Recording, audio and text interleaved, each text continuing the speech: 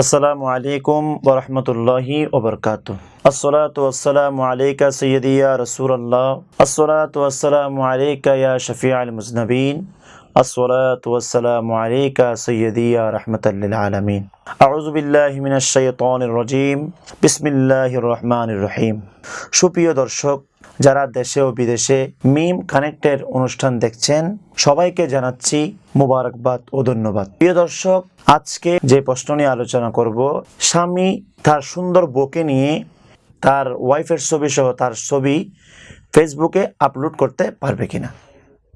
আসলে যেখানে নারীদেরকে আল্লাহ সুবহানাহু ওয়া তাআলা পর্দা সহকারে চলার জন্য বলেছেন, সেখানে কিভাবে ফেসবুক এবং ইন্টারনেটে দিবে। এবং আল্লাহ সুবহানাহু ওয়া তাআলা ইরশাদ করেন, ওয়ালিয়াদরিবনা বিখুমুরিহিন্না আলা জুয়ুবিহিন্না, তারা এমনভাবে চলে যে তাদের দেহ যেন দেখা না যায়, মুখমণ্ডল এবং হাত এবং পায়ের তালু ছাড়া অন্য কিছু যেন দেখা না যায়। যেভাবে পর্দার সম্মুখে এভাবে কথা বলেছেন, সেভাবে ফেসবুকে দেওয়া, ইন্টারনেটে ছেড়ে দেওয়া এবং বিভিন্ন প্রকারের ছবি তুলে বিভিন্ন জায়গার মধ্যে দেওয়া, এটা নাজায়েজ, এটা কখনো সম্ভব না। আল্লাহ যেন আমাদেরকে কোরআন সুন্নতের আলোকে পর্দা সহকারে আমাদেরকে মা বোনদেরকে চলার তৌফিক দান করে।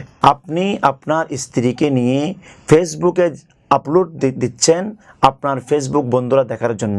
কত মানুষ, কত লক্ষাধিক মানুষ, হাজার মানুষ দেখছে। সেখানে একজন মহিলার দেবরকে মৃত ব্যক্তির সাথে তুলনা করেছেন, সেখানে কি ফেসবুকে দিতে পারবেন? যেখানে আপনার স্ত্রীর দেবর হলো আপনার ছোট ভাই, যেখানে রক্তের সম্পর্ক বিরাটকে দেবরকে যদি আমার রাসূল মৃত ব্যক্তির সাথে তুলনা করে, সেখানে ফেসবুকের বন্ধুদের কোনো প্রশ্ন আসে না। এটা বিলকুল নাজায়েজ। কেউ যদি স্ত্রীকে এভাবে ফেসবুকে দেয়, তাহলে তারা কোরআন হাদিসকে অবজ্ঞা করছে। আপনিও গুনাহগার হবেন এবং আপনার স্ত্রীও গুনাহগার হবে। আল্লাহ পাক রব্বুল আলামিন যেন মা জাতিকে কোরআন সুন্নতের আলোকে চলার তৌফিক দান করে। আমিন ওয়া আখিরে দাওয়ানা আলহামদুলিল্লাহি রাব্বিল আলামিন।